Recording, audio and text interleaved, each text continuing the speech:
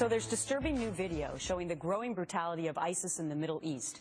The latest victims, once again, Christian Ethiopians in Libya. One group shown here, beheaded on the beach. The White House denouncing the attack and for the first time right away calling the victims Christians, saying, in quote, the United States condemns in the strongest terms the brutal mass murder purportedly of Ethiopian Christians by ISIL-affiliated terrorists in Libya.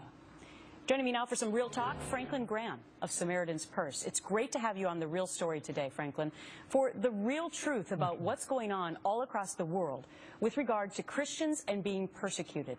Let me start with the fact that the White House, this time around, actually is acknowledging that they are Christians. What do you make of it? Well, first of all, Gretchen, as a Christian, my hope and faith is in Jesus Christ. I gave my life to him when I was 22 years old, and I know that if my head gets chopped off, I'm going to be in the presence of Almighty God, not because I'm a good guy, but because I gave my life to Christ. And so I'm happy that the White House is finally acknowledged, but acknowledging this is not enough, Gretchen. There has to be some action that has to take place. First of all, we need to declare war on ISIS, and we need to go wherever they are, whether it's Iraq, whether it's Libya, and we need to use our special forces. We need to take whatever air action, but we have to put boots on the ground. You're not going to defeat these people the way we're doing it now. And then secondly, this is something that's going to make... Well, so interrupt. I just want to clarify.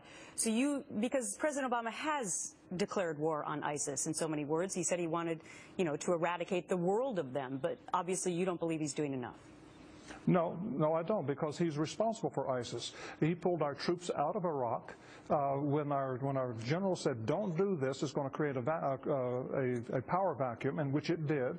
And now we have ISIS. And we have the problem in Libya because of the president's policies towards Libya, and the bombing of Libya, and the fall of Omar Gaddafi, and leaving a power vacuum, and now you have ISIS. But what we've got to do in this country, Gretchen, is we have to stop allowing the immigration of Muslims into this country who come from countries that have active terrorist cells. So I'm calling for the halt to all immigration of Muslims to this country if they come from a country that has Islamic terrorist cells in those countries. Reverend, how do we know if they are actually terrorists or not? You don't. You're just going to have to say you don't come. And you just can't allow people to keep coming from these countries that are going to bring terrorism into this nation. So you're going to have to just say we're going to halt immigration until ISIS is defeated. And if we don't do this, Gretchen, we're going to have a huge problem in this country, just like what we're seeing right now in Minnesota. I know. And that's my home state. And that started with the Christians in Minnesota, bringing them in and taking care of them over the last couple of decades. I mean, I'm very familiar with that story. I'm just wondering, Reverend, if we're going to run into difficulty with discrimination if we do something as drastic as what you're suggesting. Of course you're going to have people calling that this is discrimination, but Gretchen, this is a war. And when you're in a war, you're going to have to discriminate if you're going to win the war.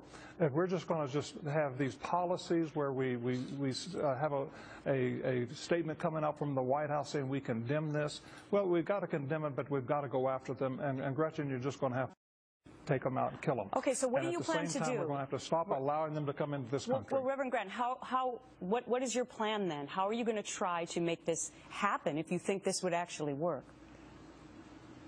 First of all, Gretchen, is halting immigration into this country from people who are coming from Muslim countries. That's easy.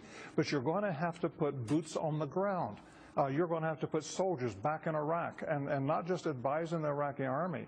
The Iraqi army is now the Iranian army, and they're controlled so much of Baghdad now are Shiites, and they support Iran. And so we have created a huge power shift in the Middle East. And ISIS is developed by the Sunnis, and that's Saudi Arabia and all the Gulf states.